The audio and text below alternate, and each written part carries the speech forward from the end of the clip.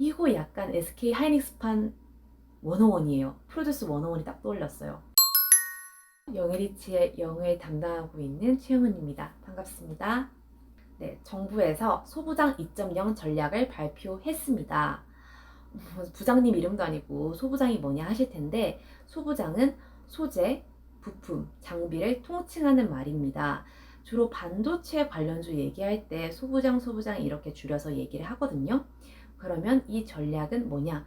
그렇죠. 반도체의 기업들을 좀 육성하겠다, 이 얘기로도 볼 수 있는데요. 하지만 이번 2.0 전략에서 좀 더 봐야 될 부분은 이 반도체를 넘어서서 미래 업종인 시스템 반도체, 바이오, 그리고 미래차까지 연결하는 전략이라고 소개를 하고 있습니다. 그래서 제가 그래 뭐 어떻게 육성시킬 건데 하고 한번 찾아봤어요. 찾아보니까 한 5조 원 정도 투자를 할 생각이다. 2022년도까지. 주로 투자하는 계획은 연구 개발, 그리고 국산화하는 기업들에 대한 지원금 강화, 다음에 이 첨단 산업단지가 있어요. 이 연구 개발을 하려고 오는 기업들을 좀 입주시킬 수 있는 그런 산업단지, 여기에 돈을 쏟겠다라고 발표를 했습니다. 자, 일각에서는 이런 얘기도 있었어요. 뭐 공장이나 지어주고 육성을 시켜라, 생산량을 늘려야 이런 소부장 기업들은 좀 살아날 텐데, 우리나라는 이제 수도권 공장 총량제 때문에 많이 짓지를 못한다, 이런 얘기도 있었거든요. 근데 정부에서는 그 부분에 대해서는 좀 확실하게 얘기를 했어요. 우리는 공장을 많이 지어서 생산량을 늘리는 게 아니라 기술력을 높여서 생산량 그 이상의 효과를 내겠다, 이 얘기를 하고 있는 거예요. 즉 약간 공장을 뭐 스마트화 시키겠다, 이 얘기인 거죠. 자, 그래서 여기서 주목해야 할 점 하나. 자, 얘네가 지금 공장을 많이 지어주지 않는다고 했죠. 뭐 총량제를 완화시킬 생각도 별로 없어 보여요. 그러면 누가 웃음을 지을까요? 맞습니다. 스마트 팩토리겠죠. 이거는 정부 정책하고 관련이 있다고 제가 지난 중간 배당을 알려주는 소개하는 영상에서도 말씀을 드렸었고, 네, 경제신문으로 투자하는 기업에서도 발견한 기업이라고 말씀드렸습니다. 바로 효성 ITX. 스마트 팩토리 구축하고 여러 가지 기술들을 좀 데이터화하는 데 도와주는 그런 기업이다 라고 했고, 요즘 주가가 계속 상승하고 있어요. 분기 배당하는 기업인데 배당락 그런 것도 없이 꾸준하게 상승하고 있어서 추천하는 입장에서는 꽤 만족스러운 기업이었다, 네, 이렇게 보시면 될 것 같습니다. 네, 스마트 팩토리 관련해서 여기까지 해두고 다시 소부장 2.0으로 넘어와 볼게요. 이 전략의 실제와 좀 내막을 살펴보면서 어떤 기업들이 좀 관련이 되어 있고 정말 관련되어 있는 건지 살펴보면서 기업도 분석을 해보도록 하겠습니다. 사실 소부장 관련주는 정말 많습니다. 대표적인 수족 기업들이죠. 언제든지 생겨날 수 있고 언제든지 이게 잘라낼 수 있는 그런 기업들인데요. 그래서 선택을 더 잘하셔야 돼요. 핵심 부품, 장비, 소재가 아니라면은, 네, 이게 정말 정책과 관련이 되어 있어도 실적이 따라주지 못하면 더 큰 실망으로 인해서 주가가 더 하락할 수 있습니다. 그렇기 때문에 저는 이 정책 관련성, 그리고 만약에 이게 뭐 관련이 되든 안 되든 그걸 떠나서 실적까지 좀 탄탄하게 받쳐줄 수 있는, 미래의 가치도 살펴볼 수 있는 그런 소부장 관련 기업에 대해서 소개해 드리려고 합니다. 연구 개발비만 달랑 준다고 막 해결이 되는 건 아니거든요.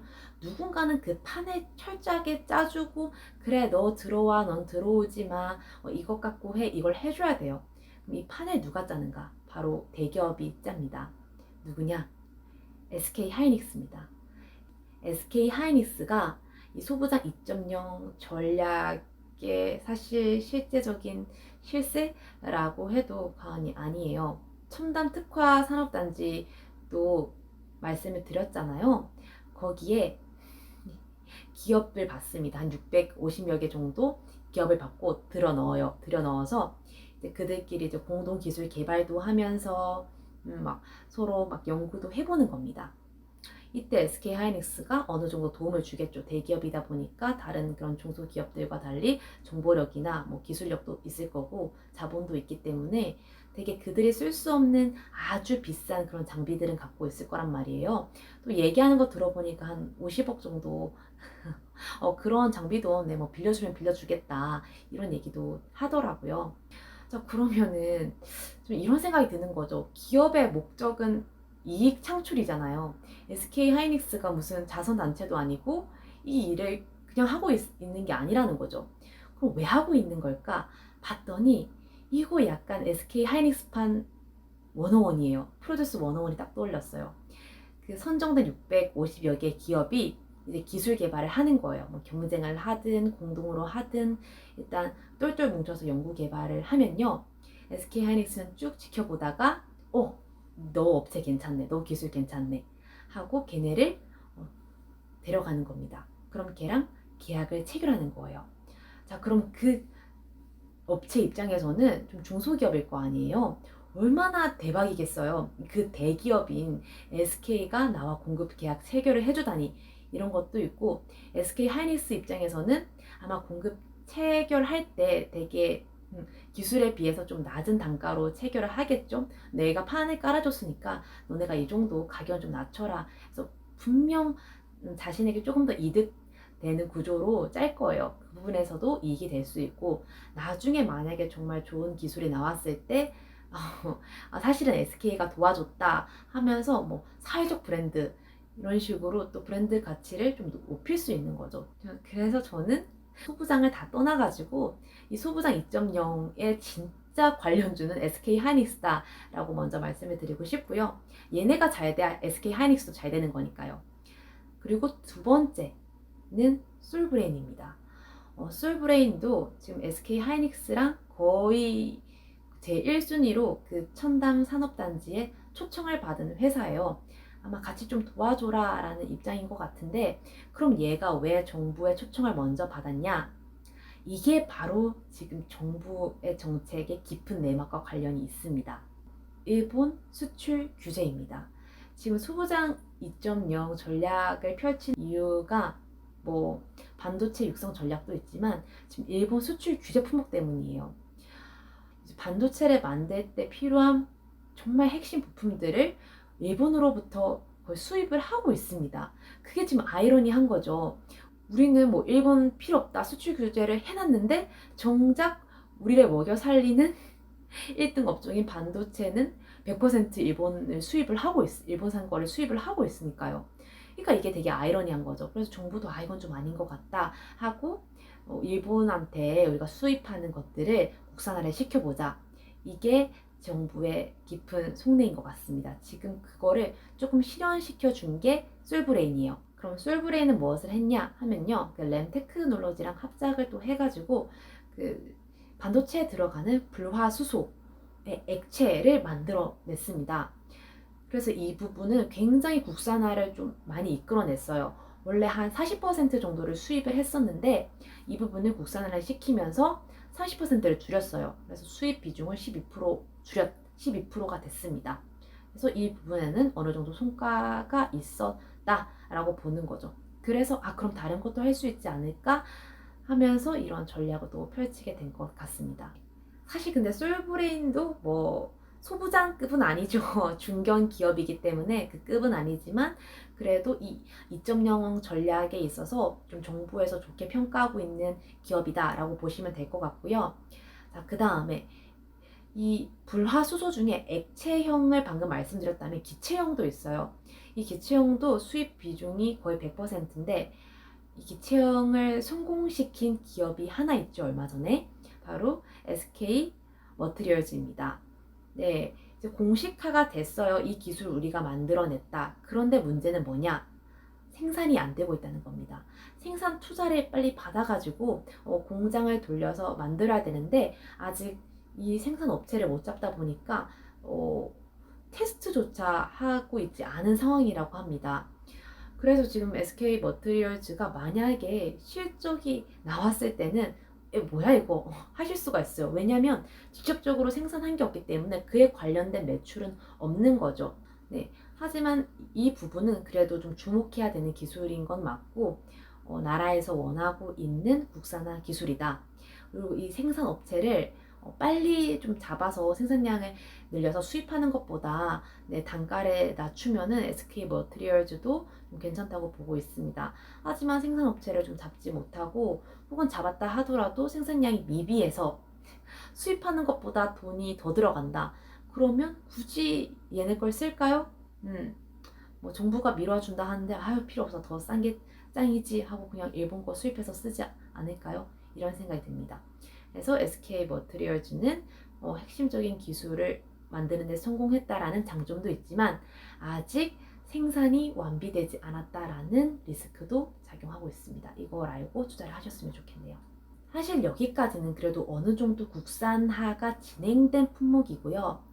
사실 더 중요한 품목이 있습니다. 좀 집중을 하셔야 돼요. 아직까지 수입 100%, 일본 수입 100%인 품목이 있는데 바로 포터 레지스터라는 소재입니다. 포터 레지스터가 왜 중요하냐? 일본에서 수입 100% 해가지고 정부가 이거 빨리 만들어내 이런 것도 분명 있고요. 그리고 더 중요한 거는 사실 지금 비메모리 반도체에서도 포토 레지스터를 쓰긴 하지만 사실 지금 더 주목해야 될 부분은 초미세 공정 비메모리 반도체죠. 지금 삼성전자하고 TSMC하고 엄청 격돌을 벌이고 있는 그 초미세 공정에서도 포토 레지스터가 없으면 작업이 안 됩니다. 근데 지금 이 작업이 안 되는 이 중요한 소재를 일본에서 100% 수입을 하고 있다는 거죠. 자, 그러면 이게 뭐냐? 어려울 수 있어요. 하지만 여러분 해내실 수 있습니다. 저도 뼛속, 아니 세포 하나하나까지가 다 문과거든요. 문과로 똘똘 뭉친 사람인데 하다 보니까 이해가 됐어요. 뭐냐면 바로 감광액이라는 하나의 액체인데요. 빛으로 반도체 설계도 이런 걸 만들어낼 때 꼭 필요한 뿌리는 그런 액체라고 합니다. 즉, 이 비메모리 반도체를 만들 때 필요한 그런 액체라고 보시면 될 것 같아요. 이 감광액, 한국말이 더 어렵네요. 포토 레지스터라고 할게요, 그냥. 포토 레지스터의 우리나라에서 시장 점유율을 좀 꽉 잡고 있는 애가 누구냐? 했더니 바로 동진 세미캠입니다. 동진 세미캠은 조금 주식을 하셨다 하시는 분들은 한 번쯤은 들어보셨을 거예요. 항상 반도체 관련주 하면 동진 세미캠부터 먼저 나오거든요. 그런데 이번에 시스템 반도체주 그리고 소부장주 관련해서 동진 세미캠이 약간 거론이 먼저 됐었어요. 그래서 먼저 시세를 좀 주었습니다. 그런데 여러분, 이 동진 세미캠이라는 회사는요, 반도체 관련주는 확실하게 맞습니다. 네, 반도체 핵심 부품주도 맞습니다. 하지만 앞으로 나올 미래의 시스템 반도체 그리고 초미세 공정 반도체 관련주는 아직은 아닙니다. 이걸 아셔야 돼요. 그래서 단기적으로는 사람들이 여기에 거는 기대가 있으니까 좀 수요가 늘어날 수 있어요. 물론 수요가 늘어날 수 있고 투자 심리가 몰리면서 주가가 더 뛸 수는 있어요. 하지만 장기적으로 봤을 때는 이 동진 세미캠이라는 회사가 사업성에 대해서 약간 조금 갸우뚱을 해봐야 되는 부분이 분명 있다는 거죠. 제가 아까 뭐라고 말씀드렸죠?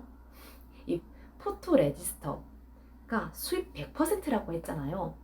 자, 즉 초미세 공정에 쓰이는 포토 레지스터는 수입 100%라는 겁니다. 즉 동진 세미캠 거를 쓰고 있지 않다는 얘기예요.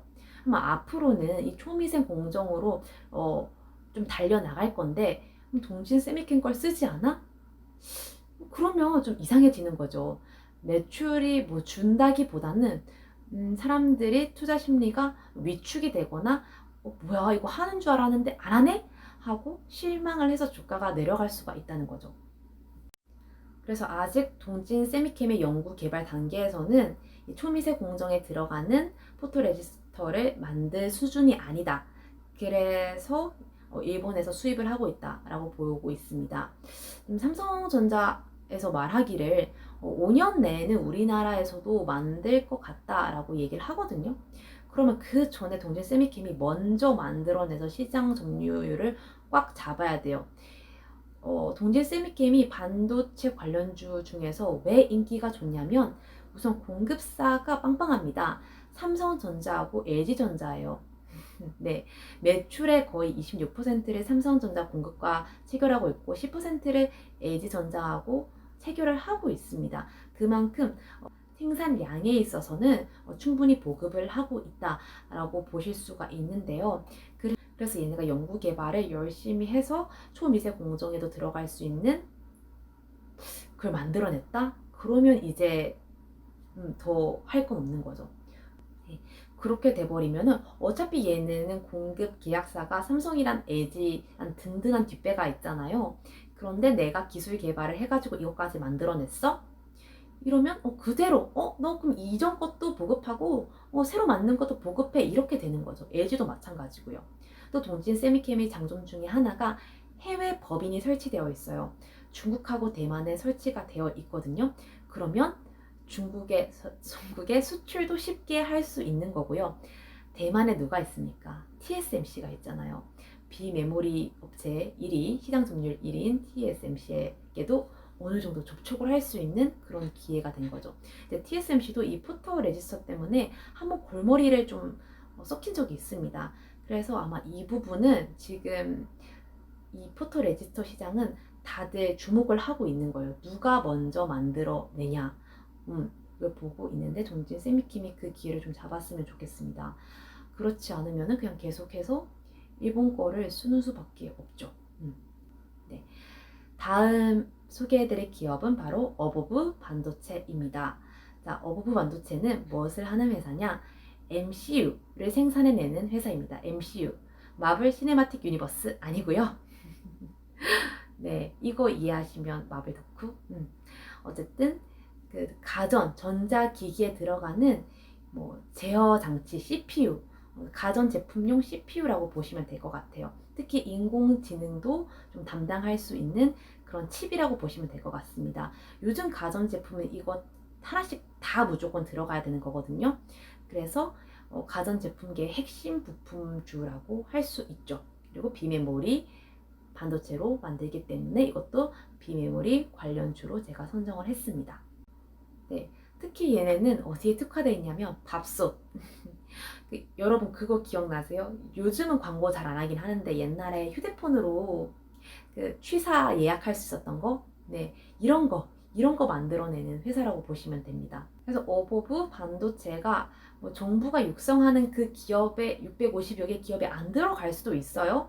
하지만 우리 시장이 바라보는 방향, 시스템 반도체 그리고 이 반도체를 조금 더 고품격화시키는 그런 방향에는 어보브 반도체가 그 길에 나아가고 있다라고 생각해서 좀 소개를 해드리고요.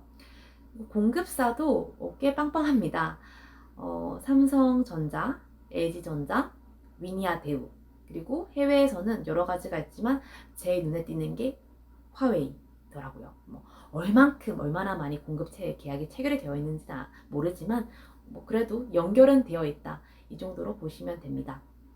그래서 제가 사업 좀 기호를 더 살펴봤어요. 얘네가 앞으로 뭘 더 할 거냐.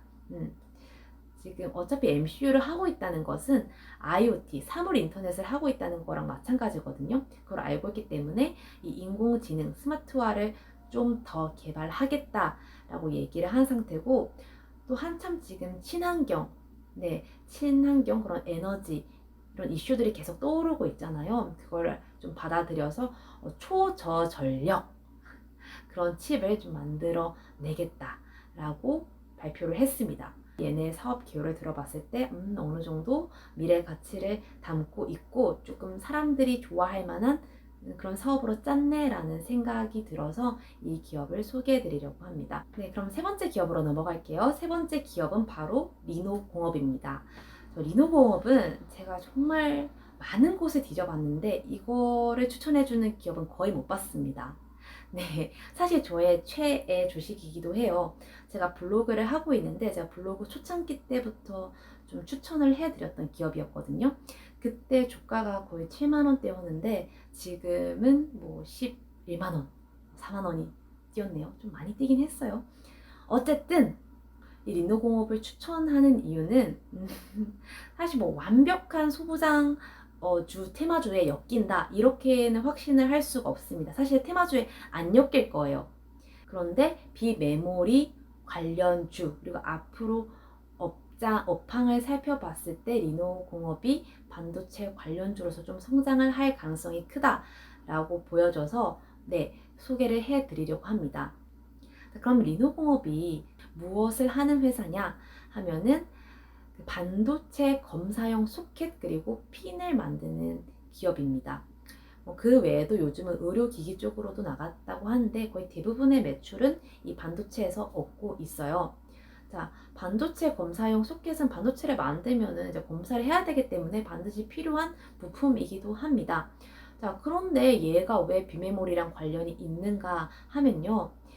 원래 표준 메모리 반도체 같은 경우에는 그냥 규격이 다 정해져 있습니다. 그냥 일정 규격대로 나온 소켓이랑 핀 내보내면 돼요.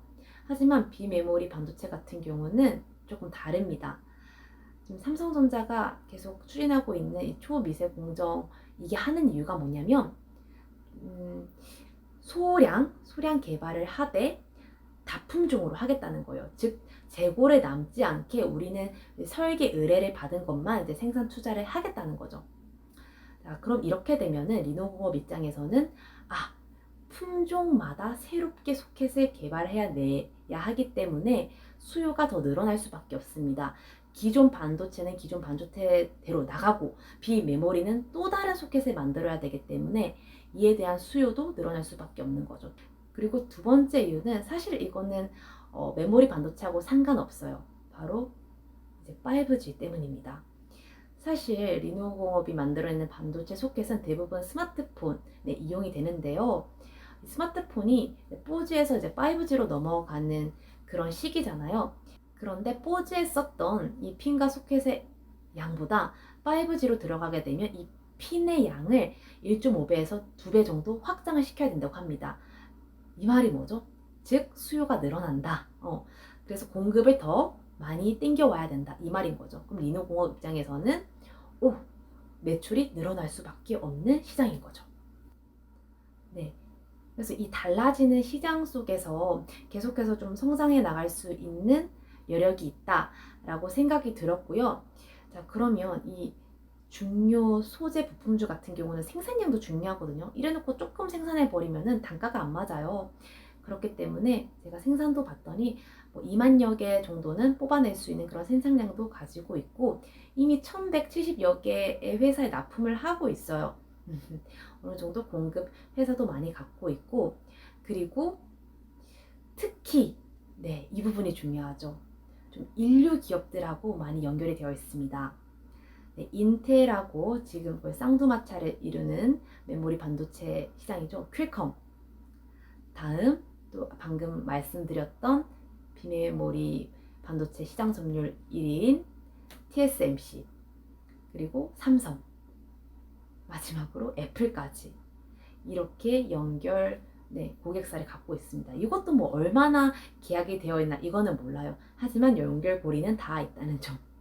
그런데 사람들이 많이 모르더라고요. 주가는 계속 조금씩 올라가고 있는데 그래서 저는 차라리 이 소부장 테마주로 엮이지 않고 그냥 실적에 따라서 조금씩 올라가는 그런 기업이었으면 좋겠습니다. 그러면 진짜 소부장 관련주로 계속 언급되는 애들도 좀 살펴봐야죠. 바로 SN, 에스텍과 FST입니다. 얘네는 어디 들어가도 하나씩은 꼭 끼어 있더라고요. 그래서 어떤 기업인지 좀 살펴봤어요. 먼저 SN, 에스텍부터 살펴보겠습니다. 자, 얘네는 뭘 하는 회사냐? 블랭크 마스크라는 것을 판매하는 회사라고 합니다. 자, 블랭크 마스크가 얘네가 만들어낸 건데 이걸로 매출 100%를 내고 자기가 이거를 유일하게 만들어냈기 때문에 특허권을 170개를 갖고 있다 이런 회사라고 합니다. 네, 말만 들었을 때는 좀 괜찮아 보여요. 실제로도 좀 시장에서도 높게 평가를 받고 있고 주가도 높고 수급도 나쁘지 않습니다. 하지만 저는 이 기업을 봤을 때 약간 사업성 부분에서 잉 하는 부분이 있었어요. 왜 그러냐면 매출 100%가 이 블랭크 마스크 하나다? 이건 좀 문제가 있는 거거든요. 사실 두세 개 정도 있는 것도 기업 입장에서 나쁘지 않아요. 안전 마진으로 깔아두는 거죠. 만약에 다른 쪽에서 또 다른 마스크를 만들어내면 어떡할 거예요? 뺏기는 거잖아요. 그렇기 때문에 이 부분에 대한 안전 마진이 조금 부족하고, 그리고 블랭크 마스크 시장은 아직 누군가나 참여할 수 있는, 그렇게 만드는 게 어렵지 않은 그런 소재주거든요. 그래서 저는 사실 SNS 텍이 되게 주가적으로는 괜찮은 반응을 보이곤 있지만, 이게 장기적으로 봤을 때, 기업의 사업성으로 봤을 땐 글쎄 하는 게 좀 듭니다. 근데 영업 실적 이런 거는 좀 꾸준히 좋아지고 있는 그런 모습을 보이고 있어요. 아마 반도체가 많이 나갈수록 얘도 뭐 많이 팔릴 수 있는 그런 구조는 맞습니다. 네, 그러면 이 SNS 텍이 이 미래 초미세 공정 반도체도 만드는데 도움이 되냐? 이건 좀 의문을 가져봐야 됩니다. 왜냐하면 제가 그 얘네가 만들어낸 그 블링크 마스크의 좀 원리를 좀 알아봤어요. 어떻게 만드냐 보니까 이 석영 유리에다가 그 감광액, 아까 배웠던 포토 레지스터를 바른 거더라고요. 근데 우리 포토 레지스터 다 수입한다고 했잖아요. 아직까지 국산화된 게 없단 말이에요, 지금. 그래서 아마 얘네들도 그냥 초미세 공정용으로 만들 때는 일본 수입산을 쓸 수밖에 없을 거예요. 그래서 알고 보니 얘가 국산화주가 아닐 수도 있겠다라는 생각을 좀 해보시는 것도 좋고, 하지만 그거 외에 초미세 공정을 제외하고 쓰이는 블링크 마스크들은 국산화주가 맞는 거겠죠. 동진 세미캔 거 갖다 쓰면 되니까 이렇게 볼 수 있습니다. 네, 사실 그래서 지금 SNS 텍이랑 좀 비슷한 것 같지만 좀 다른 걸 만들어내는 회사가 있는데 바로 FST입니다. FST도 굉장히 많이 관련주로 언급이 되고 있는데, 사실 저는 이게 조금 더 괜찮다고 봐요. 왜냐면 얘네가 만들어내고 있는 게 펠리클이라는 소재인데요. 블링크 마스크를 공정을 했을 때 나오는 게 포토 마스크라는 거예요. 이 포토 마스크에 좀 불순물이 들어가지 않게, 이물질이 들어가지 않게 보호해주는 부품이라는 거죠. 이게 조금 더 낫다고 생각한 이유가, 얘는 일반 메모리 반도체도 들어가도 되고 초미세 공정 반도체도 넣어도 상관이 없는 부품입니다. 그렇기 때문에 저는 얘를 좀 더 높게 평가했고요. 왜냐면 미래의 가치도 들어가 있으니까요. 그리고 이미 내수 80% 이상의 점유율을 갖고 있어요. 조금 더 국산화 기업에 가깝죠. 정부가 좋아하는 국산화 기업. 그래서 이 점도 조금 좋게 평가를 하고 있습니다. 그럼 얘네가 블링크 마스크처럼 이 펠리클만으로 다 장사를 하냐? 그건 아니에요. 사실 얘네가 조금 안정적으로 수입을 얻는 구조는 따로 있습니다. 또 다른 반도체 관련 장비인 이 칠러라는 건데요. 이 칠러는 이제 반도체를 제작할 때 있어서 온도를 좀 조절해주는 그런 장비라고 합니다. 사실 얘네가 지금 매출이 60%고 앞서 말한 펠리클은 한 40%. 근데 뭐 이거는 지금 시작하는 그런 업종이기 때문에 매출이 작은 건 당연한 거죠. 그래서 제가 FST를 좀 더 살펴봤더니 2020년부터 이 펠리클에 대한 생산 공장을 더 늘리겠다. 그리고 이미 하나 만들었다. 이런 얘기가 좀 들렸고요. 생산량 확대 사인이 좀 들어온 거죠. 그리고 또 주목해야 될 부분이 뭐냐면 기술 개발을 좀 열심히 하고 있다는 느낌이 들었습니다. 펠리클 부분을 얘네가 하고 있고, 또 AUB, 그쵸, 미세 공정에 관한 부분에 대해서 개발을 하고 있고, 또 본인이 안정적인 매출을 갖고 있는 칠러가 극저온일 때도 좀 반응을 할 수 있는 그런 걸 만들어내겠다.